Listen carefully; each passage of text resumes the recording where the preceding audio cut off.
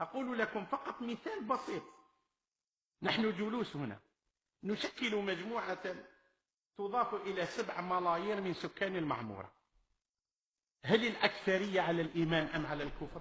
الله أكبر الله أكبر الله أكبر الله أكبر الله أكبر الله أكبر الله أكبر الله أكبر الله أكبر الله أكبر.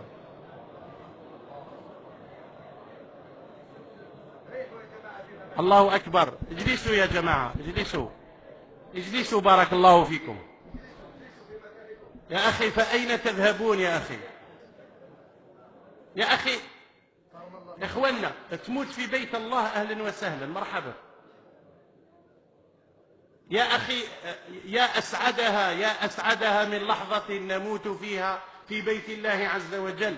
قال النبي صلى الله عليه وآله وسلم: ما اجتمع قوم في بيت من بيوت الله يتلون كتاب الله ويتدارسونه فيما بينهم إلا غشيتهم الرحمة ونزلت عليهم السكينة. قال: وذكرهم الله في من عنده.